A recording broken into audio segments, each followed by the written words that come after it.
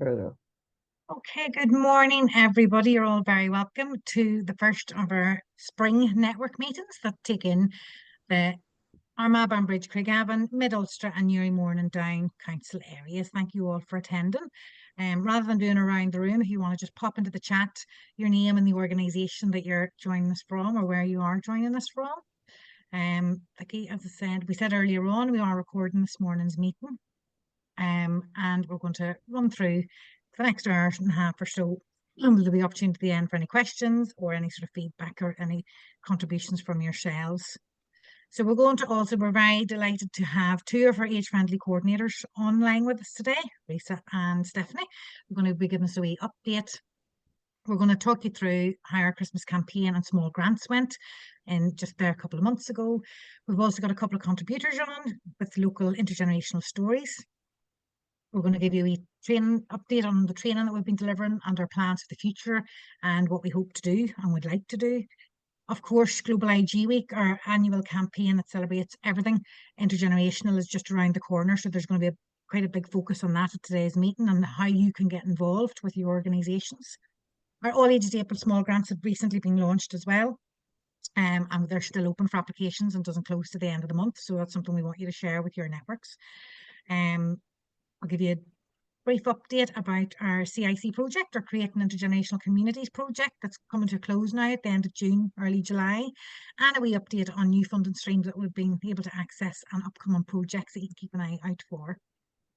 So if you just go on to the next slide, Vicky, please. As I said, pop it into the chat, who you are, your name, the organisation you're from, and your interest in attending. What is it you want to get from today, if anything, and what would you if there's anything you want to contribute about what you're doing at an intergenerational level within your own settings or within your own communities. Just pop on. Okay. As we always do, we always sort of back to basics on our network meetings to remind everybody about who we are and what we do. As you know, Lincoln Generations NI are a very small organisation in Northern Ireland, who has a very simple vision of this country being a place where all generations are respected, understood, connected and engaged together in their communities. And we've always said, and we still firmly believe, a huge part of our ethos is that we add value with that intergenerational approach. So there's no setting, there's no organisation, there's no community element or area where intergenerational practice doesn't fit, where it cannot be embedded and where the benefits can be had for everybody involved. Next slide, please. So what do? Our network, as I've said before, is at the core of everything we do. We're now over 1,000 members in our network, and we've seen a very steady increase over the last 6 months. And we continue to see that increase, which is brilliant. And that's how we share what we do with our network and get it out there and try and inspire others on the ground to do it. We deliver intergenerational training, albeit not as much as we'd like, because in the last number of years it has been very project specific. So where we've accessed funding for a specific project, we'll intertwine our intergenerational training into that when we're showing and helping others do what they want to do in an intergenerational on the ground sort of thing. We're here with lots of activity ideas and resources. Our website is jam-packed full with things that you can be doing in your own community and settings, and gives you lots of inspiration about how simple it actually can be to deliver an activity or an event with two different generations. We're here to offer advice and support when we can, always on the end of a phone or the end of an email, if you've got even just questions or ideas that you want to bounce off us and use as a soundboard. We have several different partnership activities and projects ongoing, which we'll be talking about later on in the meeting. We deliver small grants twice a year. Our All Ages April is launched at the beginning of February, and that's for activities that are happening throughout Global IG Week on the month of April. And then our Christmas ones that we've just been rounding up and trying to pull in the data from, those are launched at the beginning of October, and that's for intergenerational activities that happen during the month of December. We're also a voice for intergenerational practice at different policy levels and strategic levels. We sit in all 11 age-friendly alliances across Northern Ireland. We sit on many of the loneliness network groups. We are a voice within education and advise on that. We've actually recently did a webinar with NICE just last month, and purely about intergenerational activity within schools and the benefits that can be had from that. We also do the same with care homes. We're involved in several different projects in Northern Ireland where we're a voice and give advice from an intergenerational practice sort of perspective. And we are the lead organiser for this country and Global Intergenerational Week, a campaign that is ran annually in the month of April, which we'll be talking about later on. Next slide, Vicky. So what are the benefits? Again, a lot of you here already know what the benefits are. You know, it's all those obvious ones that we say have been evidenced over and over again. It reduces loneliness and social isolation, builds friendships and social connections, all of those benefits that you're seeing on the screen. One of the big ones is the fact that it does help reduce ageism. It's a really, really appropriate tool to tackling misconceptions and preconceptions that younger people have about older people and vice versa, because we all know ageism is present on both ends of the spectrum, you know, and there's lots of negative thoughts and opinions about different generations purely because of that segregated approach that we tend to take within communities.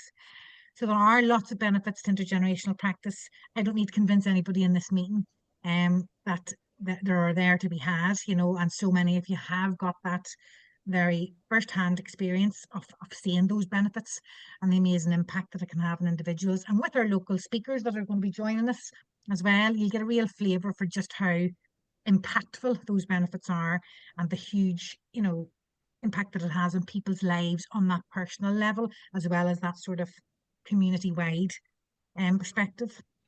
So next slide, please, Vicky. I'm going to hand over to Vicky now to talk us through our campaign and then introduce our first guest speaker to talk a little bit about their experience with our small grants. Hi everybody, good morning. Thanks for coming on. So our intergenerational Christmas campaign is obviously what we try to do. We're a really, really small team. We depend on all of our network members and people on the ground to kind of get involved in what we do. And we have the Christmas campaign and we put our efforts obviously into Positive Aging Month as well and sharing loads of positive stories and then Global IG Week. So the Christmas campaign, obviously our small grants, our Christmas small grants are attached to that. We had a massive interest in the Christmas grants this year. I think there was like 116 applications, but it's really useful for us as it gets people involved who maybe haven't been involved before, but it also then supports groups who maybe, particularly rural groups, who might not be able to do intergenerational work as easily without a little piece of money. So we're really happy with the Christmas grants this year. I wasn't involved as much this year because I have broken my back, but hopefully now back to getting a little bit better. But we had 30 groups and settings across Northern Ireland that delivered intergenerational activities across all of the 11 council areas. And Elaine's working on the report. It's very, very difficult for us. We get all the data in and then we're trying to put the report together. But it was lovely to see that not just the people involved in the Christmas grants got involved in the Christmas campaign. We had schools sharing, we had care homes sharing. And then for us, that's obviously about inspiring others to get involved in intergenerational work. So I always collate the social media statistics. So we'd reached about 6.2 thousand individual accounts and there was 14.2 post views, which kind of shows that there's so many people viewing that, and then hopefully that will inspire them to take it forward. And then sort of 861 people then visited our Facebook page, and then we had 210 interactions. So for us, and I think we are very aware that we're not always going to be able to be there to deliver the projects, and for us it's so important that people continue to be able to do intergenerational work and take inspiration from others. So we would always, whether it's Christmas, whether it's any time during the year, please do tag with us because our followers want to see what you're doing, and it really helps our messaging.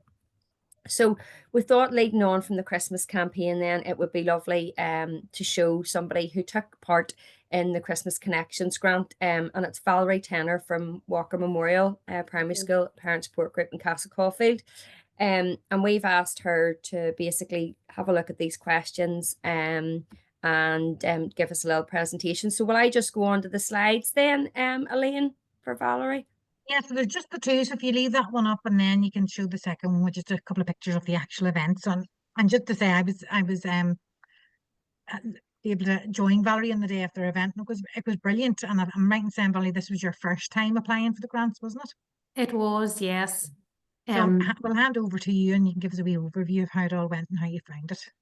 Thank you, Valerie. And even if you just want to say, Vicky, next slide, I go on to the next one. Lovely, yeah. Hello, everyone, and thanks so much, Elaine, for asking me to take part in your meeting this morning. As Liam said, I'm Valerie. I am the secretary of the parent support group at Walker Memorial Primary School in Castlecaulfield. We're a really small primary school with about 65 kids. But this was such an excellent opportunity for us to, well, as a parent support group, we really want to provide opportunities to the children and give them as many different experiences in that as we can. So this grant was fantastic for that. We this year as a school have a focus on our ethos and being a real part of the community. So an intergenerational activity was a fantastic way to live that out and interact more with the community around us in Castlecaulfield. We do, as a school, do some things already, I suppose, intergenerationally. At Christmas time, the choir went down to sing at the local church's older people's dinner, and we had went up to a nursing home as well to sing. But this gave us an opportunity to reach out to someone, a different group in the community. So we set up an event with the Open Door Club, which is really just an older people's club in the local village, who meet every Tuesday. It's for both men and women, but at the minute they just have women in their club. But yeah, it was really just about trying to get the children involved with more people in the community, get more people in the community involved with our school. And it was a really good opportunity for that. Thanks, Vicky. You can see there the group who took part. And at the beginning, actually, we had all the ladies and we had a wee bit of tea and all that there. And the kids put on like a wee variety show, which they really loved doing. They absolutely loved showing off their talent. So we had a couple of Highland dancers. We had the choirs singing. Some of the children played instruments, which they learned both inside and outside of school. And it was just a really nice opportunity for them to showcase their talents really and show off what they enjoy doing and what they have been doing both in their home life and at school. So some of the benefits, it was an absolutely fantastic event. The children and the ladies of the Open Door Club absolutely loved it, as did myself and those helping at it. It was such just a heartwarming afternoon. In the run up to Christmas, the school was so busy with different events. They were going here and going there, doing various different things, but it was so lovely. The interactions, well, the children really loved showing off all their talents to the group of ladies. The ladies really enjoyed watching them and seeing what talents they have and what they enjoy doing. The children really loved so they showed off their sort of wee talent show bit, and then we gave the children an opportunity to ask the ladies any questions they may have, which was absolutely fantastic. Some brilliant questions. Some of the ladies had went to the school, you know, I'm talking 60 years ago, 50, 60 years ago, 70 years ago even. So they had been telling them about how there used to not be toilets inside the school, what the teachers used to be like, how the discipline would have been, and all those sorts of things. And the children were so intrigued by it all. And the ladies really enjoyed the reminiscent aspect of that. You know, bringing back those memories.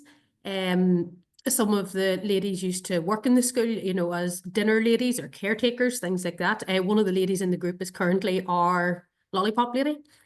So it was lovely for the children to, I suppose, learn a wee bit about the history of the school, the history of the village. They got to, when there's pictures there of them doing their wee craft activities as well, which was lovely. They really, both the children and the ladies really enjoyed the craft activity, and they really liked seeing how people of other ages enjoyed the same activities. Some of the children were really good at helping. Some of the scissors were a bit fiddly and things like that there, helping out the older ladies. And then the ladies were really good for when the children got some of the wool mixed up and wrapped around each other and helping them out get that sorted again. And it was really lovely. There was great conversations between them about family members that some of the older ladies would have known the children's grannies or their aunties or other relatives. And for the ladies of the Open Door Club, they really enjoyed being out somewhere different, being asked to come somewhere. A lot of them maybe hadn't been in the school in a long time, or only really been in the school for voting or something, in and out again. So it was a chance to see the school that they hadn't in a long time, and they really enjoyed the company of the children and the conversations that they had. And as I said, reminiscing about the times when they were there, and or when they were maybe working there. And as I said too, the helpers really enjoyed how much joy it brought to the children, how much joy it brought to the older ladies, that they were able to take part in a crafting activity together that they all really loved doing. And they seen that people of all ages really could take part in the same activity and really enjoy it. The feedback we got from them was fantastic. It was really enjoyed by all the children and all the older ladies. They enjoyed the crafts and being able to help each other with the crafts. The children were better at some of the wee fiddly bits in it that some of the older ladies found more feathery. And then the older ladies had more experience with some of the materials and things like that they were able to help out the children. So it really gave them all value, I would say, and that they were able to help others and also be helped when they needed it, that there was that willingness from the children or from the older ladies to help each other out as well. The feedback said that they really liked learning about their relatives, learning about how the school was, and really importantly that they really liked doing things together, and that they would love the connection to continue, that they'd really like to do something again. There was some really nice conversations about what they like doing, like they like doing crafts, or that some of the girls would like to sew, so some are learn sewing or knitting, and so there was really nice conversations had about how we could maybe do something like that in the future, that the ladies of the club would maybe come up some afternoon and teach them a wee bit of sewing or something like that there. Or there was talk about like gardening, and so the school has a polytunnel, which we've had for years but hasn't really been overly well used yet. We've just recently got planters and things like that, got it better kitted out really. So there was some lovely conversations about how we can interact more and how we can grow the relationship between the school and the Open Door Club, which I suppose then brings me nicely on till future plans. We are actually hoping to do another activity with the Open Door Club around Easter time.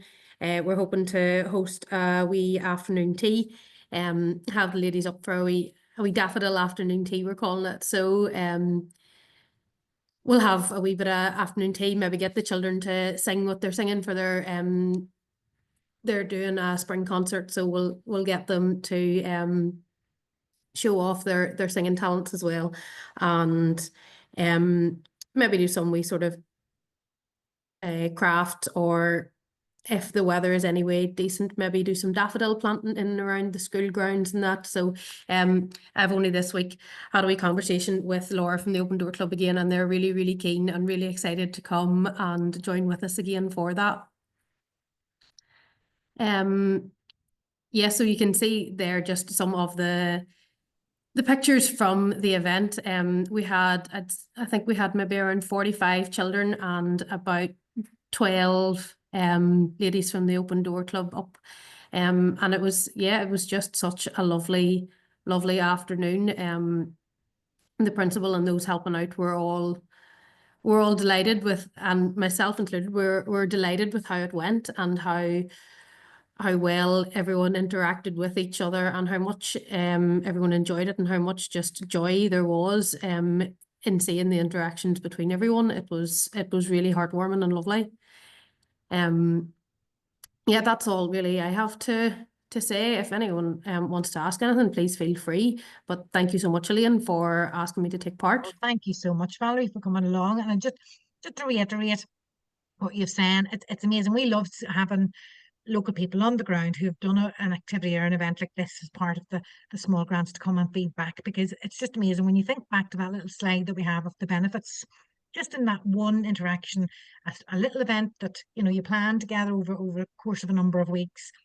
The whole thing was an hour and a half, 2 hours long. You've hit nearly every one of those benefits that's on that little slide. You talked about the fact that there's friendships and social connections were built.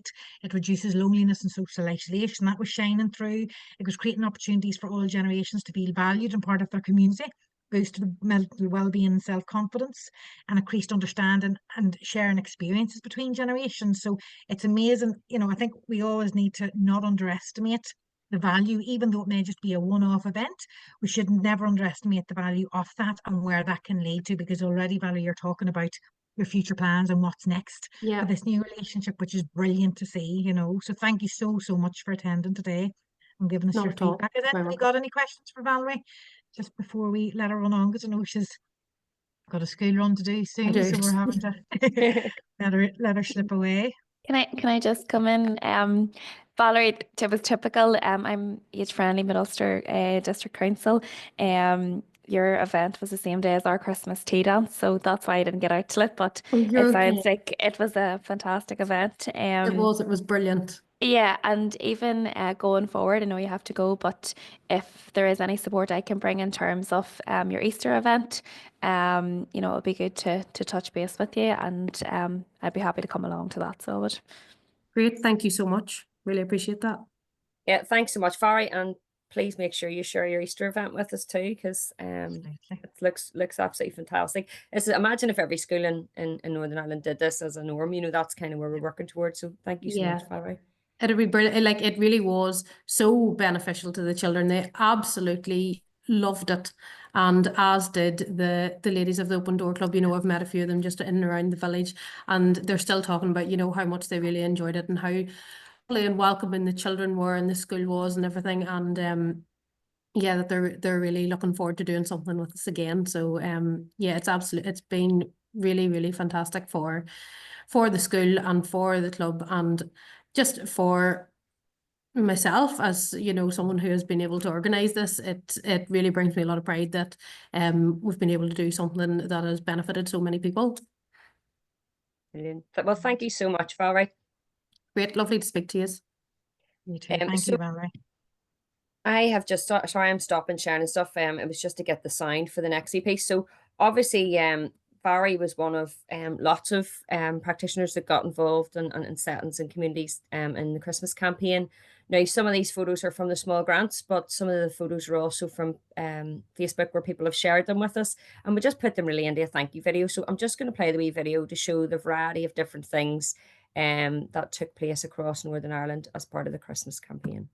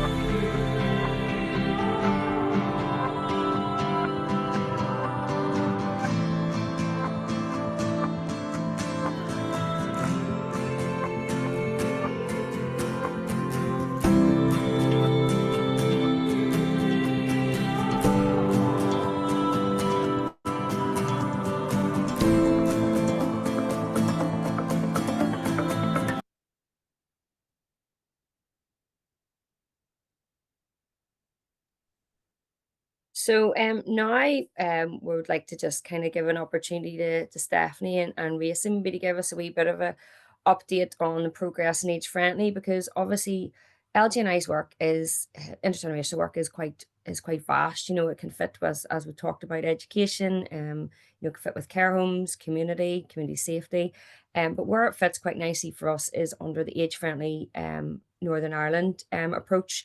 And obviously we engage them with all the age-friendly officers across Northern Ireland. So Stephanie and Risa have been two probably of the most supportive age-friendly officers, and it would be nice to kind of offer them the opportunity to give a wee update. I'm just going to come out of the screen so that I can see you as well. Maybe, do you want to go first, Stephanie? Yeah, can you all hear me now? Yeah. Yeah. And as Vicky said, yes, we are very supportive of intergenerational practice and age friendly, and particularly in ABC as well, because we actually, our age friendly strategy and action plan, which is we're in our second year of a 3-year action plan. One of our actions is around promoting and raising awareness about intergenerational practice and trying to build capacity and just to raise awareness of the benefits of it. So that's why we're always very keen to promote it.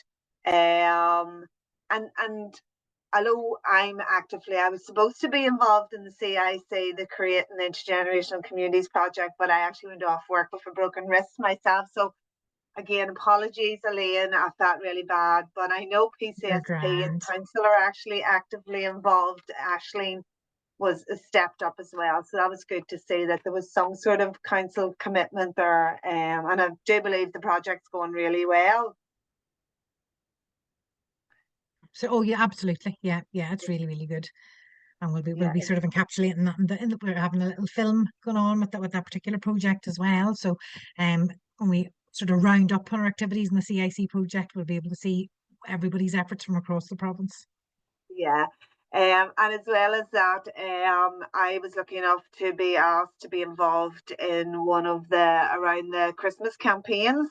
So I think I looked at Vicky's support card. I think the Christmas grants program that Lincoln Generation offered, there was 15 applications from the ABC area, which was actually really good.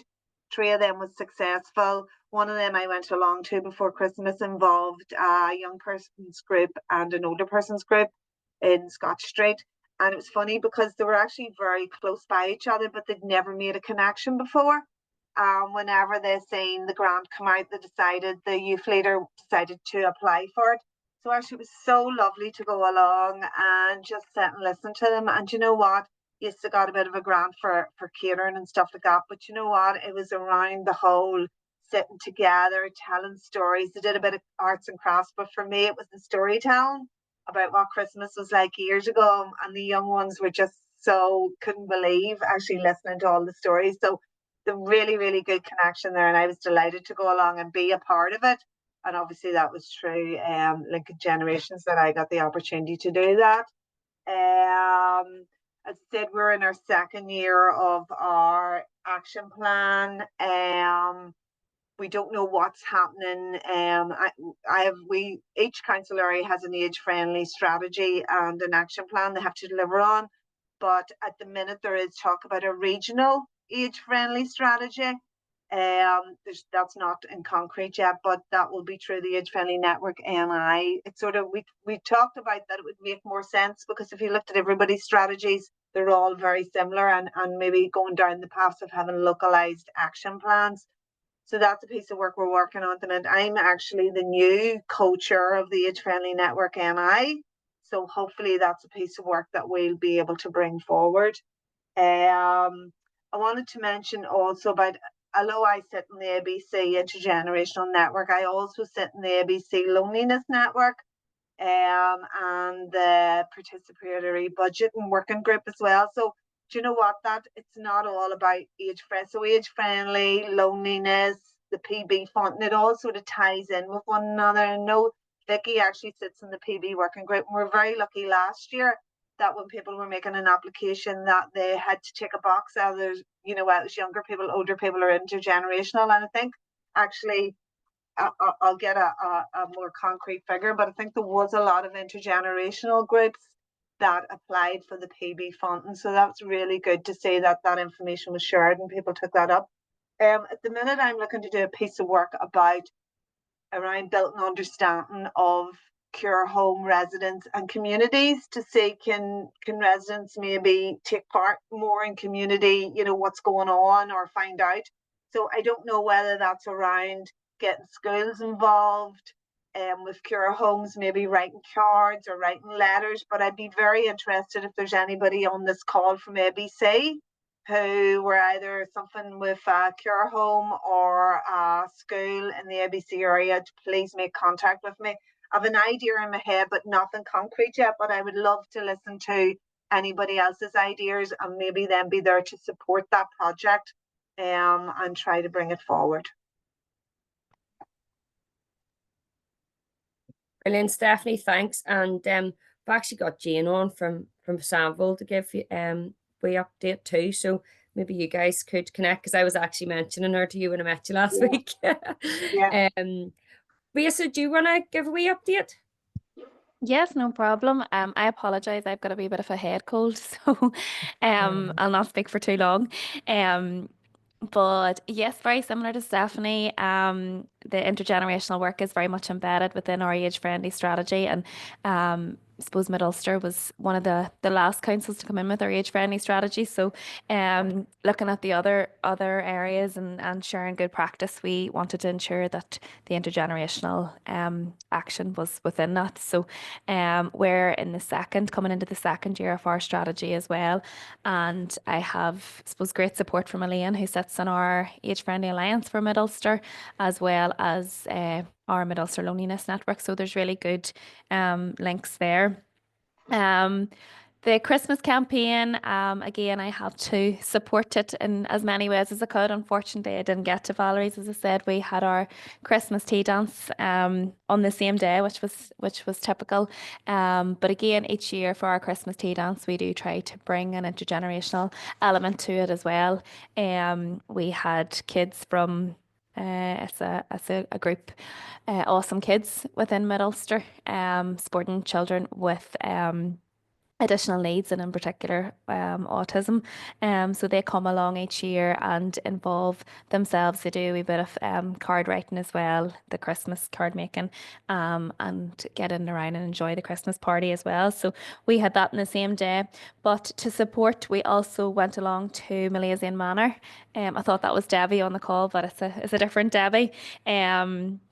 From Rainy and Dowd School in Markerfelt.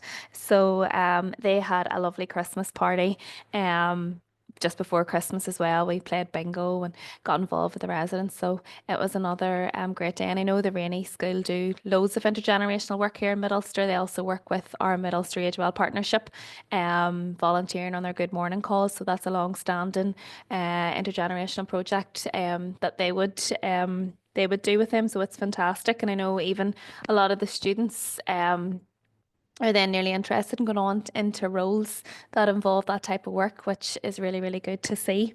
Yeah, there was 12 successful candidates for the small grants program within 12 applications and 4 successful.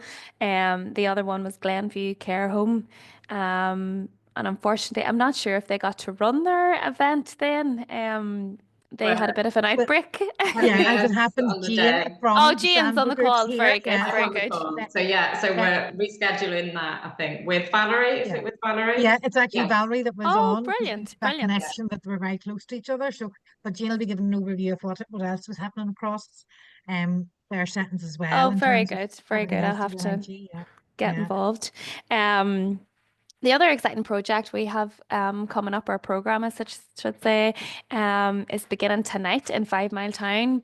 We got a wee bit of funding from Sport NI within our councils. So I took the lead on the pot of money that we had, and we decided to run Generation Fitness.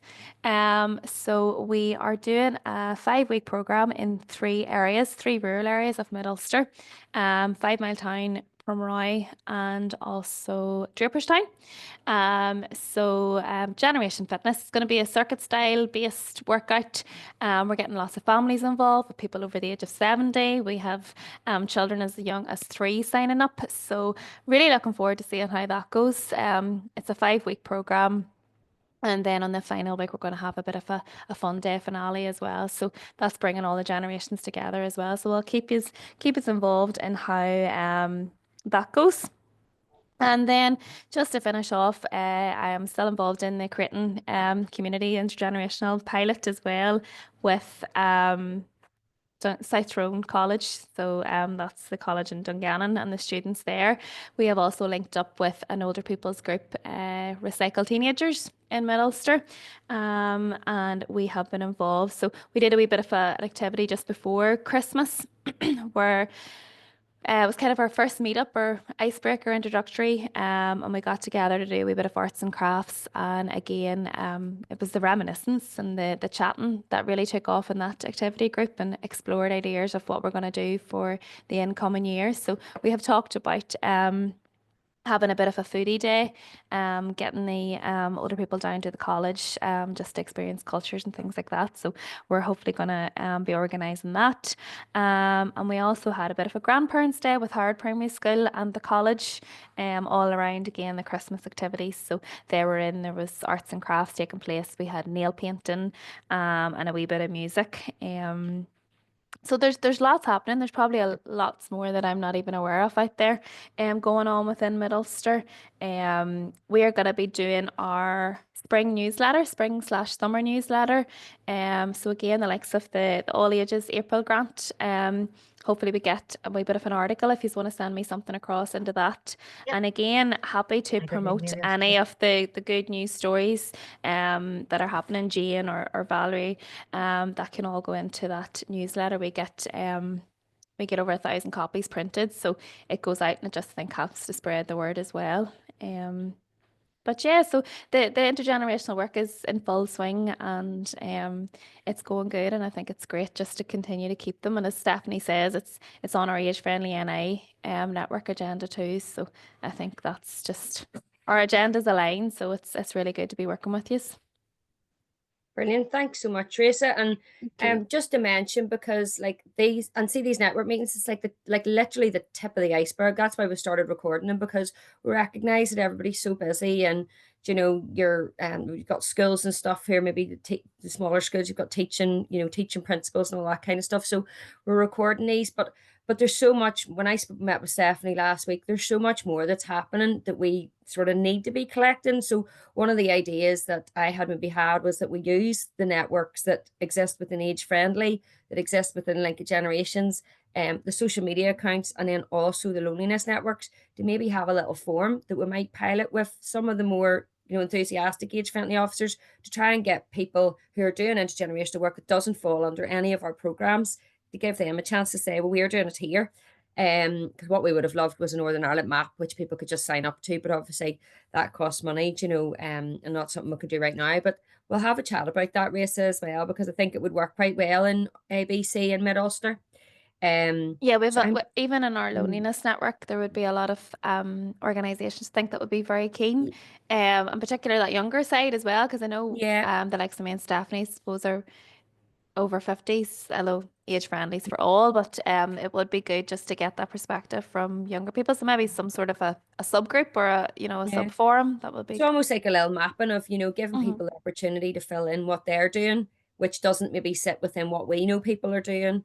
And it's kind of neutral. It's them saying what they're doing, But no, thanks very much, Raisa. And Vicky, Vicky, I was going to say as well, because we were talking about that forum last week. I actually think that'd be really useful, because I was just thinking about the whole PB project that we run through council. There's so much intergenerational work going on there. So we're missing out on all of that. And even listening to Raisa talking and all the different things that's going, there's so much out there, but we're maybe not able to capture all that good work that's going on. It's what happens. We see, we're such a small team now, and we're just constantly getting pared down. And we fill out those report cards. It's literally what we know at that time. But we get tagged in lots of stuff on social media, and we're like, wow, that's brilliant, and we share it on. But it's not something that we have the data for. So it's just how do we, I know in the other countries they've got maps because they have funding and people can go on and add their work to the map. But something a bit like that, which we might do every 6 months or something, or even yearly. But we can maybe test it out with ABC in Mid-Ulster. You know, and I will get round to doing that. Yeah. Getting No, and it I totally understand, Vicky. It's like everything else. We're just Mm. everybody's so busy. You're nearly No. firefighting at the minute. But exactly. You know, yeah, but it would be good actually, and I would be very keen. Sure, I saw it as well because to we trial see it more and to try and capture what you all's see the going on. you know, you see the downloads that happen on our site, and you see the page views on social media, and you see you know, the page views on the site, and all of that must contribute to something. It's not just, you know, but that's all we can tell at the minute. Whereas if we were be able to ask people, you know, what they did, who they did it with, what inspired them, that's literally, you know, what was the outcome of it. Yeah.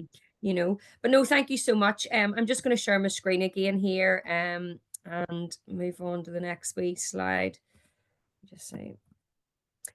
So Elaine, would you like to do the introduction for this one? And I absolutely. So we're delighted now. Our second guest speaker today is Jane German from the Sandville Group of Care Homes. So there's a bit of a backstory to this. Jane has been involved with LGNI over the last couple of years on several different projects. And we've been very keen for her to highlight how her journey started and where it's progressed to, and how now the Sandville Group is a really good example of where intergenerational practice and activity is actually embedded, you know. So Sandville Group have 3 sites, one in Mid-Ulster, one in ABC, and one in Fermanagh, in the County of Carroll and Enniskillen. And the county was one of the settings at Christmas time. They got a small grant, as was Glenview in Mid-Ulster, which is the one that had to cancelled, unfortunately, but they'll be doing something else now in the coming weeks. So I said Jane was actually, I'd roped her into contributing in this afternoon's meeting for Fermanagh, but because she's representative of Mid-Ulster and ABC, she wasn't able to do it this afternoon, so she's kindly done today. But I'm going to be showing Jane's extract of this recording today and this afternoon because it's really relevant as well in Fermanagh, and a really good example of how care homes can make IG a real part of their everyday activity, and how their residents benefit as well as the wider community in terms of the children that come in to interact with them. So Jane, I'll hand over to you, and just whenever you want Vicky to click the slide, just give her a wee shout and she'll change the slide for you. Okay, thank you very much. Hi. So yeah, I'm Jane and I'm a director at Sandville Group, and I also look after the marketing for the company, and I've been overseeing the all the intergenerational projects, working with the coordinators that we have in each of the homes. So as I say, we've got the 3 homes, and now this one is focusing mainly on the county, which I know isn't in this area, but we do have, you know, similar activities happening in each of the areas. So in Mid-Ulster and in Armagh as well. So yeah, so I suppose we got into it really through a 6-month art project.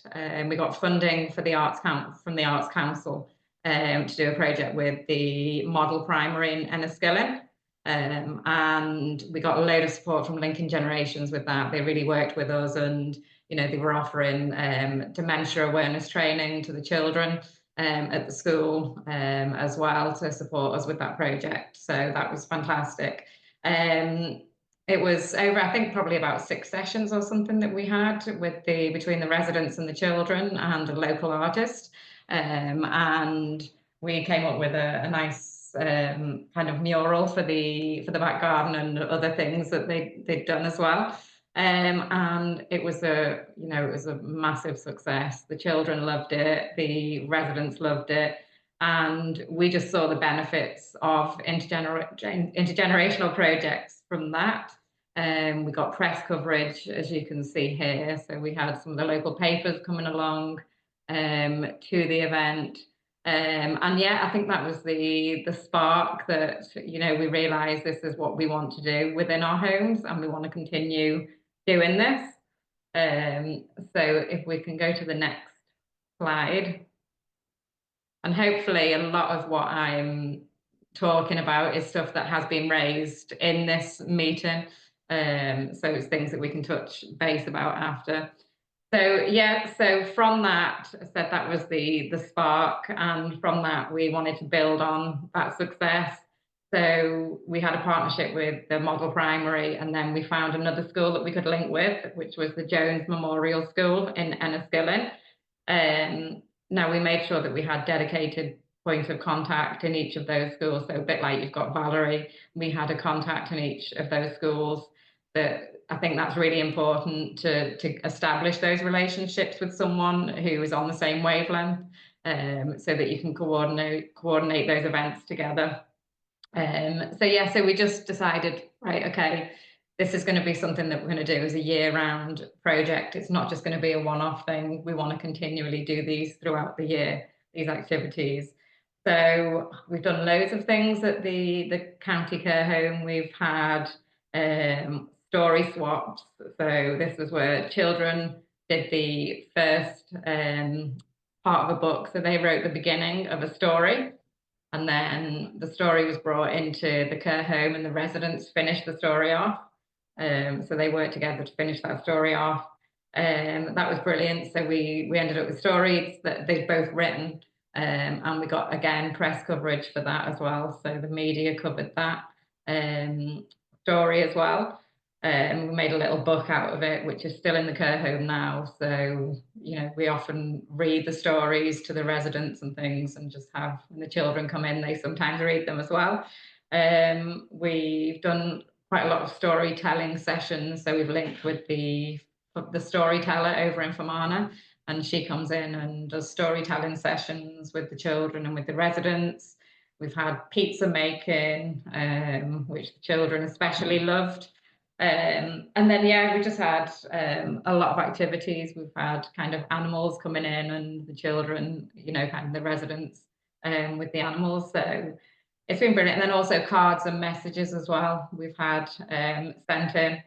So, yeah, obviously Christmas is a big time for the intergenerational project. So, you know, it's always a busy time, and thankfully this year we got some funding as well, which really helped us. So thank you for that.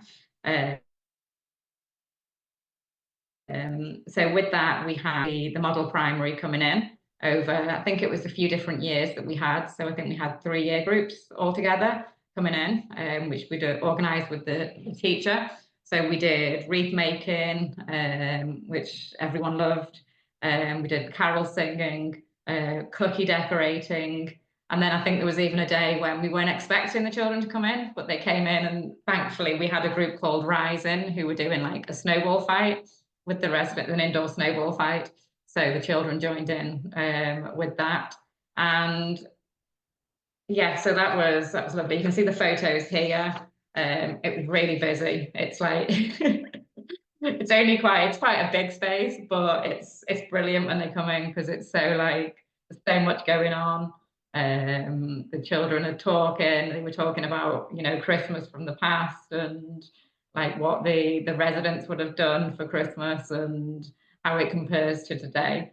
So that was lovely, because it was all about the reminiscing as well, and just the children getting to, you know, kind of find out about like the experiences from the past. And yeah, so we love that. We always love Christmas, intergenerational Christmases. So yeah, so said it's an all-round, you know, it's an all year round thing that we do, the intergenerational, and I'd say it's really inspiring, and has inspired all of us. So, and the impact has been, you know, really remarkable on both the residents and the children. When the children come in, it really brings the home to life, and, you know, it's different interactions for the residents, and they love that. So it's just, yeah, just really brings it to life. And it's great for the children as well, because you'll always say at the beginning, it's, you know, they find it quite difficult to talk initially, but by the end of the session, everyone's like warm to each other, and they're really sharing the stories. And I think it's really good for the children's social skills, and also just really good for their confidence as well. And you see that they've got so much confidence by the time that they leave the home at the end of the session. And if we just move on to the next slide, sorry. So yeah, so this is all about why it's so good for us. And we've loved the intergenerational session so much that we've created these little mascots over at the county. So basically we have mascots that are made. The deputy manager at the home has created these. So we've got the 2 mascots which are made from the uniforms of the children's school, and the schools have one that are made from our uniform, so with our logo on for Sample Group. And we bring these together at every session that we have. So every intergenerational session, the teddies will get together, all the mascots will get together. And then we also have them sitting around the home, which is a really nice reminder of, like the intergenerational, our friendships that we've made with the children. So we just think this is a really nice touch, and the school, they have theirs as well, sitting in their classrooms. So yes, I think we can move on to the next slide. It's just basically pictures, the slides anyway. So we're really proud of what we've achieved, and with the support that we've had from Lincoln Generations as well has really helped us move this on. But we're always looking to enhance what we do. So I think for the future, what we'd like to do is formalise it a little more across all of our homes. It's possibly a bit too ad hoc, but we'd like to formalise it, get set dates in at the start of the year, and have like an intergenerational programme for each of our homes. And all of the homes doing kind of similar level of things as well, of activities. We'd love to do some new activities as well, and just broaden the stuff that we're doing. So whether it's have a meeting with the children and a meeting with the residents to discuss what they'd like to do, maybe link it to the curriculum as well a little bit, which could formalise it, and schools then might, kind of other schools joining in as well, and if they see the benefits of it.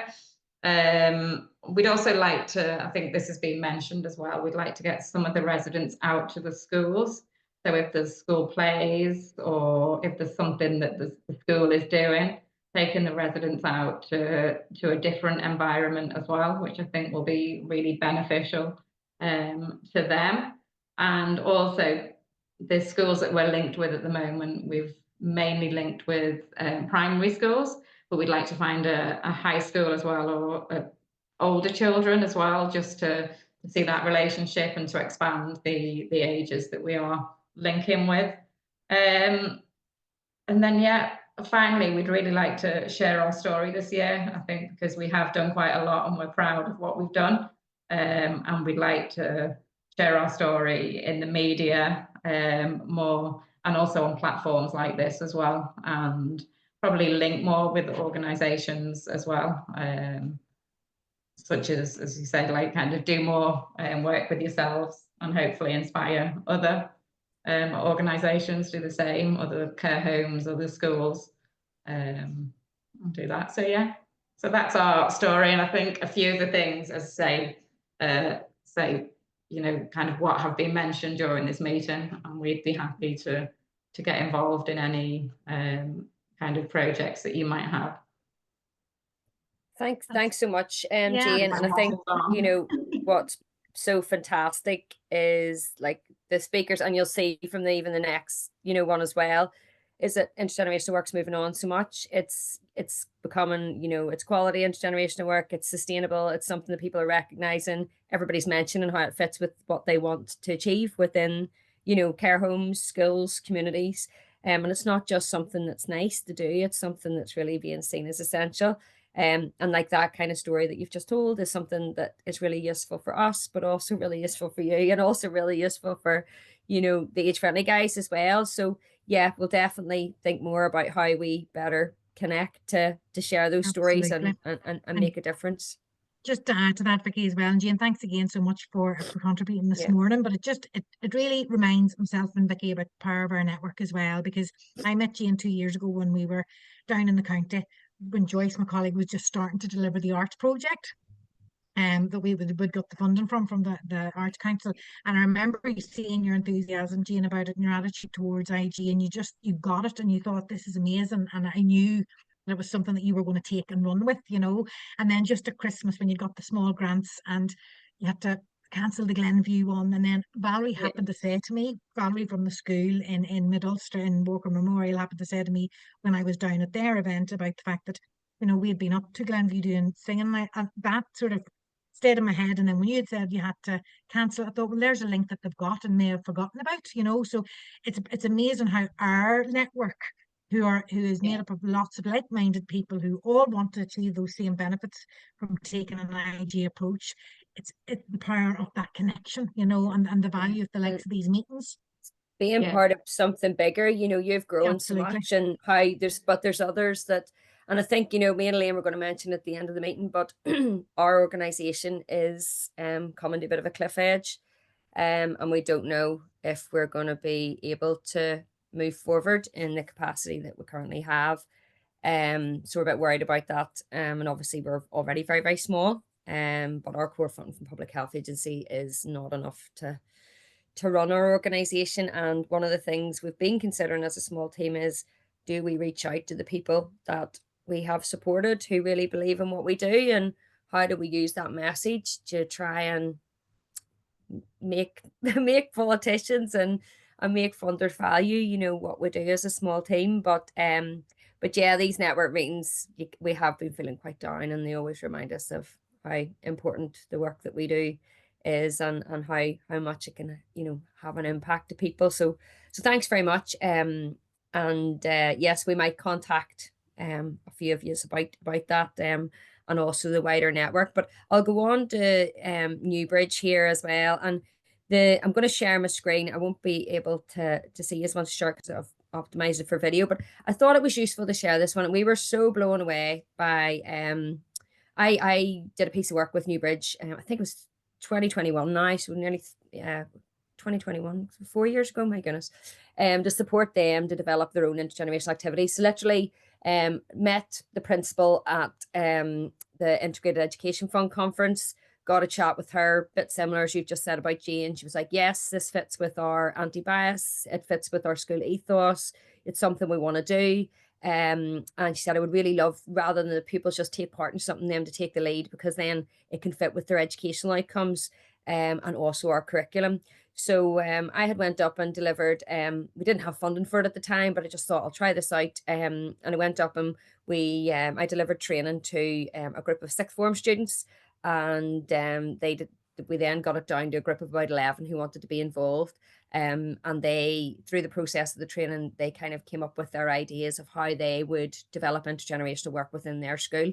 So it was like Dragon's Den style, and they pitched their ideas and stuff. So we actually got them on. I haven't engaged with them. Now, they've been just flying ahead doing their own work. They'll tag me and they'll tag us and stuff on social media, and their principal would send me the odd message. But same kind of idea. We did a bit of work with them at the start, and that work has really, really grown. And we asked them for a favour. We did a support webinar for the Northern Ireland Council for Integrated Education, had a brilliant response to it. It was about 20 teachers and education staff on. And I just was going to show a clip of their presentation from the video because it was so good. So they can tell you all about it here, and hopefully I'll start at the right point. Primary teaching, certainly. The Integrated Education Fund, highly enjoyable experience. Integrated College, and I had met that's me starting, and we had done some training with being heavily involved in the intergenerational work that we do. They're part of our intergenerational strategy group, our sixth form strategy group. So I'm going to pass over to Jake McCourt and Evie McKeown, who are going to take you through the work that we do and explain a bit more about it. All right. Guys, just shout out and I'll go on to the next slide for you.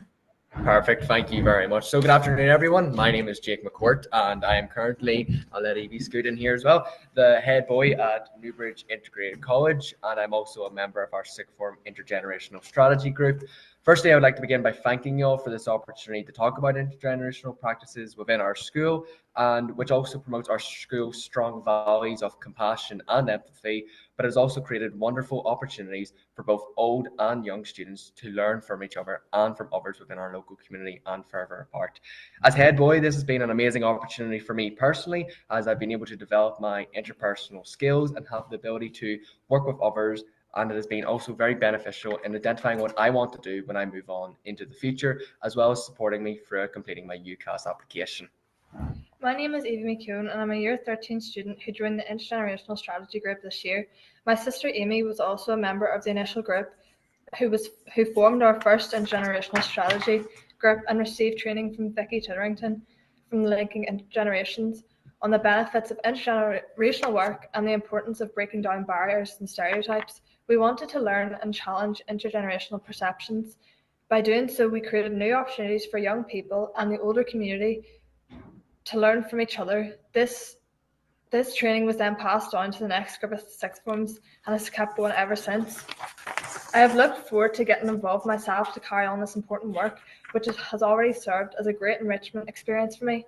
This has also been an opportunity for me to learn how to communicate effectively and will provide a great talking point for interviews as I prepare for a career in primary teaching, certainly a career where empathy and compassion will go a long way. And this year, our intergenerational strategy group has been made up of roughly 20 sixth form students, which is growing in number every year, which we're very glad to hear. And we are so pleased when it came to the founding student of this group, Caitlin Barry-Clegg, who Vicky trained up. And we were happy to come along to our first planning meeting where we talked about issues such as ageism, social isolation, loneliness, and digital exclusion becoming increasingly prevalent across the age spectrum. We felt that we had a duty to almost raise this awareness with the younger members of our school through then Positive Aging Month, which was in October. Positive Aging Month was a perfect opportunity for us to celebrate existing connections. So we spoke at year group assemblies to encourage students to celebrate this special occasion by creating a character profile on a grandparent, a neighbour, or someone else in their family. We urged pupils to take the time to chat, ask questions, and learn something about this person that they could share with the rest of us. We asked them to take a picture and celebrate who they are. Pupils decorated their sheets to help us create something to mark the significance of the month and our launch. These A3 sheets, as you can see on the screen. If you could hit on Lillian, if that's perfect. Thank you very much. Yes, there we are. As you can see on the screen, we're then showcasing our library to celebrate these wonderful people in our lives. We then carried out a community mapping exercise to see what was needed in our community, and we then reached out to local clergy to help us identify people who live on their own or would benefit most from building these sort of connections. And we also reached out to local care homes and found a very strong link with St. Patrick Care Home in Banbridge. Our next step was to plan and organise a Christmas intergenerational dinner. Members of our strategy group worked with Miss Manson in submitting a funding application to the ABC Council to help cover some of the costs involved in the Christmas dinner preparations and other activities, and we are very grateful to the Council for this funding. Next slide, Liam, please. Thank you. So grandparents and members from our local community and residents from local care homes were invited into our school canteen for our annual Christmas intergenerational dinner, and we organised some music, a Christmas quiz, and even a festive art and crafts activity. Each member of our strategy group sat and chatted to each person at their tables, learned so many exciting things, such as their interests in potentially music and how they socialised throughout the years, and we were also able to share some of our interests as well. This year in particular, my grandfather attended the meal accompanied by my dad, and it was so lovely to have 3 generations of us all sit together in school. This was an incredible experience in what is my last year here at Newbridge, and I've definitely taken a lot of pride in being able to do that. It's not every day you get to sit and have dinner with your grandparents and your dad in school, and it was a very, very great experience, but definitely taking stock of all these special relationships I have formed throughout my many years at Newbridge. This event was a great success. We followed on this work by introducing a knit and natter activity after school every Monday for 4 weeks, where our Year 8 students were paired up with a member of our community and were taught how to knit. It has been amazing to watch the interaction between the different age groups and see how unique relationships being formed. Additionally then, 3 blankets, one is which you can see here in the bottom right hand corner of the screen, were then created as a result of our knit and natter project and therefore were presented to St. Patrick Care Home. Because of mobility issues with residents from St. Patrick Care Home, we brought our next project, the Pebble Project, to them and organised for some of our Year 9 students to visit the care home to work with residents in creating images which capture something in their lives. This activity has now progressed into creating frames to capture something special in their lives and act as a lovely keepsake, some examples of what you can see here. Additionally, then, other fun activities that we run within school have been music sessions, ICT sessions, and also mindfulness sessions with our own school care and welfare tutor. We have had some amazing feedback from everyone involved, where we have had experiences first-hand mutual benefits. These intergenerational activities are now fixed in our college calendar and create a strong feel-good factor amongst our students. I feel very proud to have been involved this year in our intergenerational work, and will be playing a key role in training our lower sixth students coming through on planning next year. Perfect. Thank you very much. And any questions, of course, even pop them in the chat below. We'd be more than happy to answer. Thank you very much, everyone.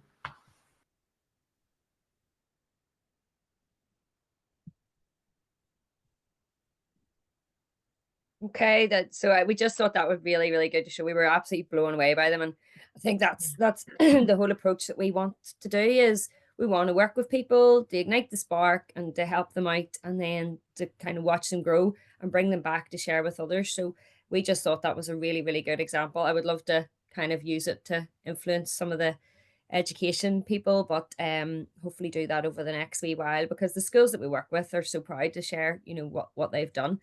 So I'll just go back to the screen, and it also mentioned there as well about you know, the importance of the participatory budgeting fund in our Banbridge, Craigavon, and how that was like a perfect place then for me to signpost that group to in the early days. And they've continued then to access that funding, which has been absolutely, you know, vital in getting their activity up and going. So I just wanted to give a bit of a training update. And as Elaine said, we don't get funding for our training anymore, which is what happens is we have been getting quite a lot of interest in the training, but because our staff capacity is quite small at the minute, it's been very difficult to go out and deliver the training while we're delivering other stuff. So most of our training has been part of projects that we've been doing. So Elaine obviously is going to give a wee update. There's been a lot of training happening through the CIC project. And, you know, for us, it was really about developing of tools for the future. You know, working with people to look at how they develop their intergenerational work in a kind of quality way, and then also how they self-reflect and look at what the impact is. And, you know, so all those tools, the people who have taken part in that, the people who we want to promote it to in the future, all those tools will still be of use for people. I've been out, we got a couple of queries from schools that we had worked with in the past, and just wanted to mention this one at the top. So this is Laurel Hill Community College in Lisburn. They're going to be presenting on our Lisburn area meeting. So they actually worked with Joyce a couple of years ago on a small project, and these are health and social care students. So their teacher has now, same as Newbridge, has recognised the importance of the connection with their local care home. They don't get funding to do it anymore, but they use it as a placement opportunity for those students. So they had asked me would I nip out and give the students a bit of a dementia awareness session and also an intergenerational preparation session. So we kind of just did that one because they were close and obviously because we'd supported them in the past. And then the group at the bottom here, this is one of our CIC projects, and the kids in Knockbreda Primary School, they've been working with Annadale Care Home, and the group, another group, which is the Burnview group, they have really embraced intergenerational as an approach within their care settings as well. So obviously we want to do loads more training. I would love to do more training with young people. I just see the value in it so much. And I know my colleague Lynn, who has retired now, have been doing a lot of training with health and social care students in the college in Newry. And that had been a way of them then going on to engage. But we'll see what happens in the future. We're going to keep trying to get funding and do those kind of activities, because the more you empower people to do things, the better, you know, the better the sustainability, as opposed to us going out and delivering projects. Global Intergenerational Week is coming up. Can't believe it's that time of year again. We're leading for the campaign in Northern Ireland, but obviously with our reduced capacity, we just want as many organisations, communities, settings to use this campaign as an opportunity. It's not our campaign. It's an opportunity for the people that we work with and our supporters and supporters of intergenerational work to share anything intergenerational and open up conversations. As a country lead in Northern Ireland, what we'll be doing is we sit in the executive team. So I will soon be sharing the graphics for the campaign. So there's a graphic for each day, and I'm going to show the campaign video here so you can hear all the different themes. The overarching theme is that intergenerational practice and connection isn't just nice, it's essential. It's something we all believe in. But I want people to use this and our supporters to be posting during the week about the stuff that they're doing. Tag us in, we can share it. So it's all about making as much noise about intergenerational work as possible. What we're saying is how you can get involved. You can sign up as a supporter of Global Intergenerational Week. And your logo, you can add your logo to the page. So we're delighted. We have quite a lot of the age-friendly councils on board, and with quite a lot of organisations we work with in Northern Ireland. You can download the supporters pack and the graphics. I'm going to send out information about all this, so don't worry if you haven't got the links or anything at the minute.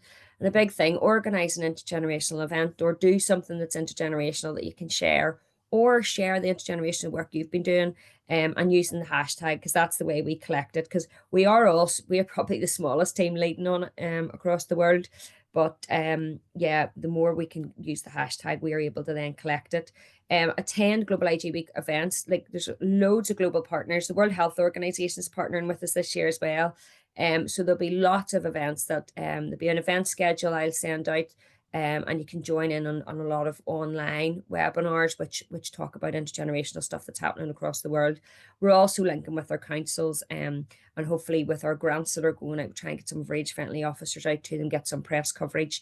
And just watch out for, I haven't had a chance to work on this yet, but to watch out for some of the LGNI ideas and resources, and we'll be putting out like a bit of a social media comms kit, that kind of thing. So please support us with that campaign, because it really is an opportunity to recognise and shout about all the fantastic work that's happening, like actually across the world. So I'm just going to show, this is the Global IG Week launch video, and it was launched a couple of weeks ago there with people right across the world. Welcome to Global Intergenerational Week, an annual campaign that celebrates the value and power of intergenerational relationships.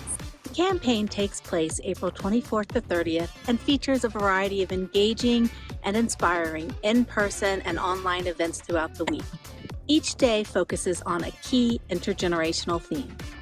On day 1, let's raise intergenerational awareness. On day 2, let's challenge ageism. On day 3, let's challenge social isolation and loneliness. On day 4, let's celebrate intergenerational spaces and communities.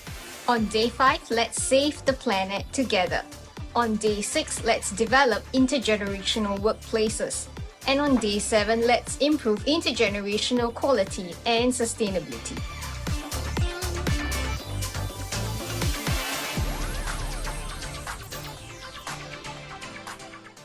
La práctica intergeneracional brinda una gran cantidad de beneficios. Reduce el aislamiento social y la soledad en todas las generaciones, estableciendo relaciones vitales para grupos vulnerables en todo el mundo. Los enfoques intergeneracionales pueden mejorar el rendimiento y los logros educativos en los jóvenes a través de programas de mentoría y el intercambio de habilidades. Las relaciones entre generaciones, jóvenes y mayores, también fortalecen la confianza, mejoran las habilidades de comunicación y fomentan un renovado sentido de responsabilidad social. Intergenerational practice also breaks down age barriers, challenges age-related stereotypes, and improves our understanding of the challenges different generations encounter. And this all leads to the creation of sustainable, cohesive and age-connected communities where ageism doesn't exist and different generations can flourish together. ולכן השנה אנחנו רוצים לשנות את התפיסה. נהפוך את הקשר הבין-דורי מפעילות שנחמדת איתכם לפעילות נחוצה והכרחית.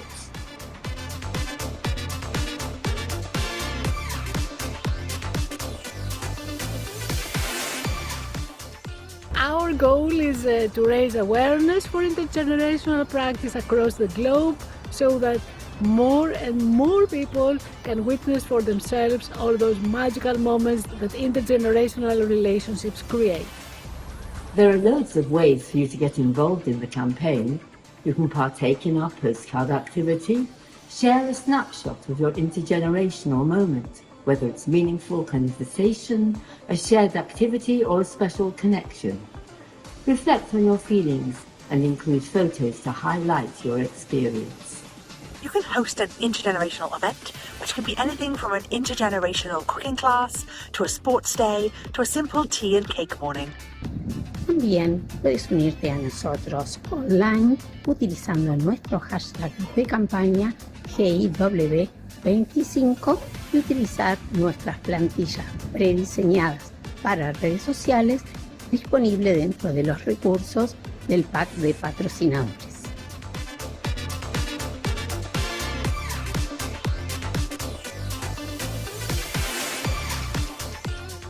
Together we can build stronger relationships between generations and work towards building and sustaining a more inclusive and intergenerational future for people of all ages.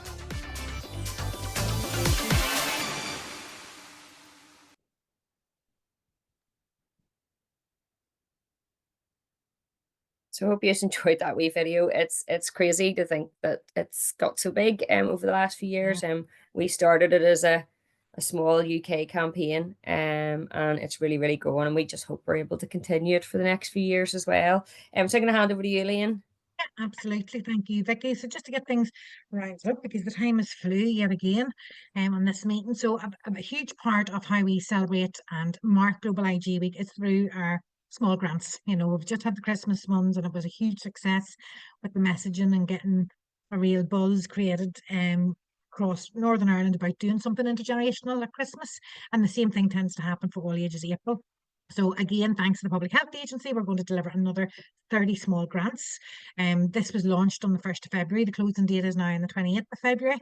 And it's for IG activities that are going to happen or take place during the month of April. Global IG Week, as Vicky showed there, runs from the 24th to the 30th of April. But as long as these activities are happening any time during April, they will be, you'll fit the criteria. So as I said there, the closing date is 28th of February. And during Global IG Week, what we tend to do is showcase what everybody on the ground is doing during that week. I know last year, Vicky and I were never off social media because there was so much to share, not just for those that were delivering small grant activities, but for the huge increase in the support for the global campaign and people marking it, you know. So share it with your networks. You know, it's still open. They've still got, 10 days to get their applications in. Anybody can apply for the money, and the application is, you know, very straightforward in terms of what they want to do. Just next slide there, Vicky. So we'd said earlier on that I was going to give you a brief update about one of our major projects. So this is sadly coming to an end now at the end of June 2025. The Creating Intergenerational Communities project of the CIC. We're very lucky 2 of our age-friendly officers who are with us today are involved in 2 separate projects, one in Mid-Ulster and one in the ABC area. Over the life of the project that started in January 23, our aim was to set up 30 intergenerational projects across the UK, and we have done that. There's 10 in Northern Ireland, there's 10 or 11 in Scotland, and there's another 10 across England and Wales. The focus for that project was on quality, improving practice, sustainability, and building IG capacity. You know, so essentially empowering those on the ground in a variation of different disciplines and sectors. You show them how to do it and how to do it well, and really think about the quality of their interactions when they bring generations together. Ultimately, it has reduced loneliness and social isolation, improved well-being, and built relationships between generations across the UK. We have over 1,000 different participants who have been involved in these projects in one way or another. And alongside the project, we have developed a toolkit which comprises of a set of quality standards or indicators that we've asked our project leads to trial as they deliver those activities. And hopefully, you know, we have created a bit of a legacy now. It's still something that needs to be tweaked and has to be finalised. And we really hope that it doesn't get shelved, and it's something that isn't going to be used down the line, but it's been a really good starting point, because there is nothing when it comes to intergenerational practice. There is no set of standards or guidelines or sort of indicators of quality to ensure that practitioners are considering all the different elements that need to be considered when you bring generations together. So hopefully this will not be the end of it when the project finishes. As it says there, to date, ourselves, LGNI, our sort of contributions have been that we have delivered IG training with all our 10 projects to 62 individuals. So there's been 62 leads trained up in IG practice. 10 of our projects, which are made up of 20 settings. So if you imagine a younger person setting and an older person setting come together, they make a project, have now been enrolled on the CIC pilot programme. We have a total of 38 leads from those projects who are currently or have trialled those quality indicators that we have developed. And each setting is now equipped with the knowledge of how to plan, deliver and evaluate intergenerational activities.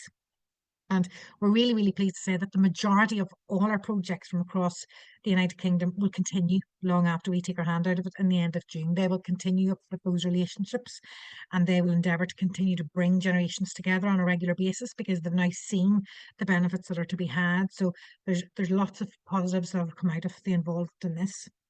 And lastly, it just says there, we have a celebration event happening in the Lawn Gallery in Stormont on the 13th of May at 3:30 in the afternoon, when we're going to be inviting our project leads and any of the participants that are able to come along, network members or age-friendly officers, esteemed colleagues, anybody that wants to come along and help celebrate the successes that we've had on the project.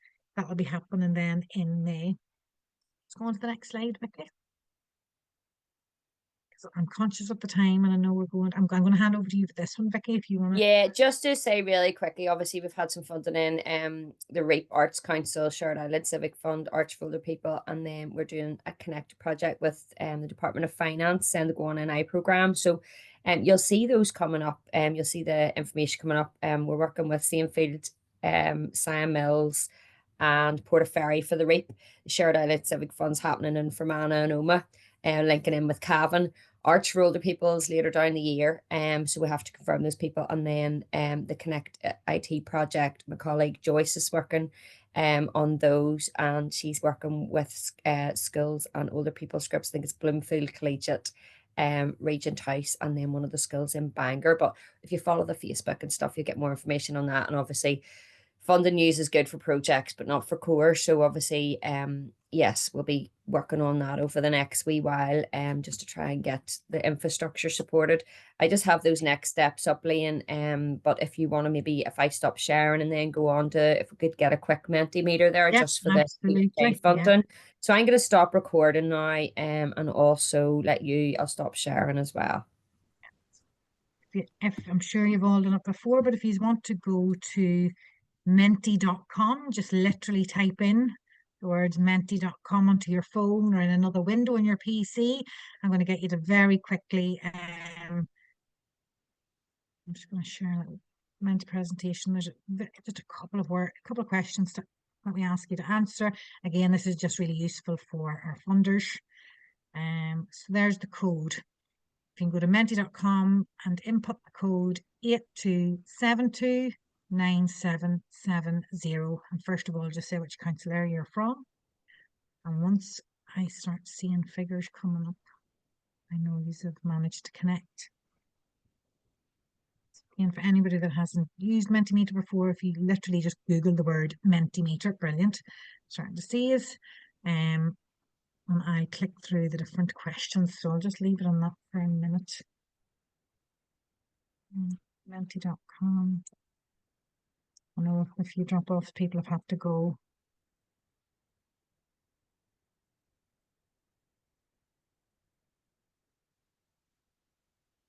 So once you go onto menti.com and enter that code 82729770, being connected. So I've still got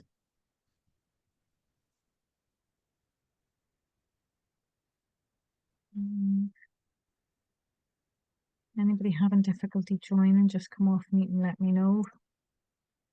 Don't really want to go on to the next one. I've got as many people captured on it. Okay, so on your screen, the next question should be there.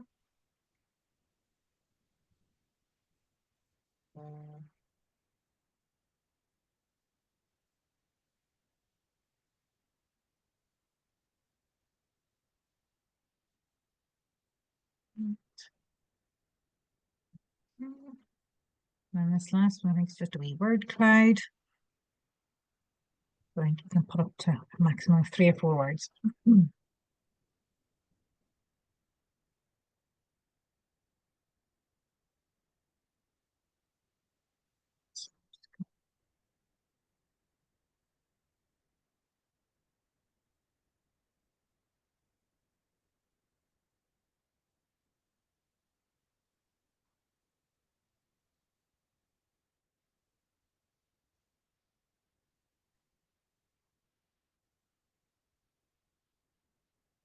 Right.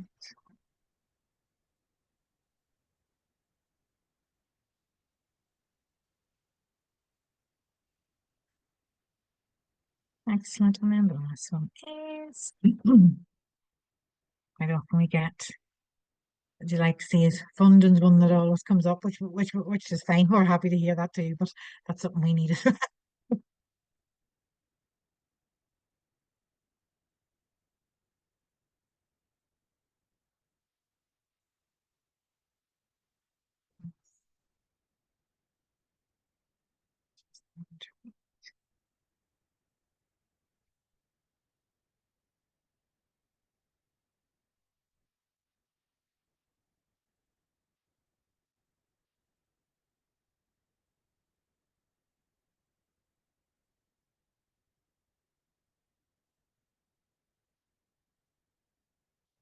Just S. Ferguson, I'm not sure you put a wee message into the chat there. Are we able to access the quality indicators of practice? At the minute, they're not in the public domain, but we hope that down the line there will be something that is a published document for all to be able to view. We're just a little bit very uncertain with it because we haven't this time got backup funding pot to bring it to where we want it to be in the next stage. That is something we're looking at again next year. But certainly if you get involved with Global IG Week, I know I'm involved in at least one of the webinars where we're going to be looking at quality in a more sort of in-depth approach to it, and we will be taking aspects of the toolkit. So if you're not signed up to our network, get yourself signed up and then look up the list of free webinars that will be happening during Global IG Week. And there's at least one of them where we will be looking at toolkit in a little bit more depth and sharing aspects of it. And I get a Global IG Week kind of mail out done to all the network members. And I think one of the things we had really wanted to do with that quality indicators was, we had hoped, it was a bit like you were talking about, Jane, was that this would form a piece of age friendly actually in Northern Ireland if we could have got funded for it, and we could have had people working towards being a quality setting for intergenerational work. Still something we want to do, and still something I think people would like to aspire to, being part of something bigger. Just funding's always on our staff capacity, just not on our side at the minute, unfortunately.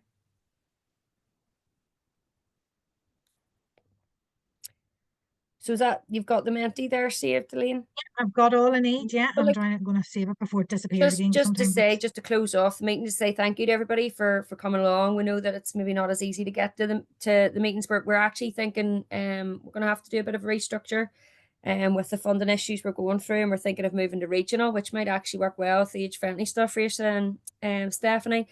But we just hope we're here for longer than it looks at the minute, because we really love working with everybody, and it's been 17 years of my life. So I really want to keep it going. But yes, try and support us in any way you can with, sign up the network and with Global IG Week, and we'll get the information out for that as soon as possible. And we'll put the recordings of this up on YouTube. I share them. And then feel free to share them on, with any contacts, or use pieces out of them as well. That's what we find we do. So thank you so much for everybody for attending. And we will. Anybody got any questions before we close the meeting? No, I'd just like to say, because it has been, it's Lincoln Generations that has definitely spurred us on to keep going. And, we probably wouldn't have done as much if it hadn't been, for your contact and for getting the inspiration and the ideas from you. So so it has been a big part of what we've done. Thank you. Thank you. And, we're always keen if you know of anybody if you know politicians, if you've got a friend that's an MLA or a councillor, lobby for us on our behalf. You know, we're at this stage where And I'm very happy to have people thinking about a letter, you know, maybe something we send out. We've got our network's growing, and you know, it's something that maybe we need to do. It's just something we haven't really thought about in the past because we didn't, you know, we didn't want to put that pressure on people, but we thought maybe if we did, maybe we should do a letter, something to talk to you about, Stephanie. You know, maybe we do need to do a blank letter that people can fill out for us, particularly people who have worked with in a close way. But over the next, we're going to meet up as a staff team after we get these network meetings out of the way this week and see what we're going to do. But thanks so much, everybody, for attending, and we will hopefully see you all soon. Thank you so much. Brilliant. Thank you. Bye. Bye. Bye-bye. Thanks, everybody. Bye. Bye.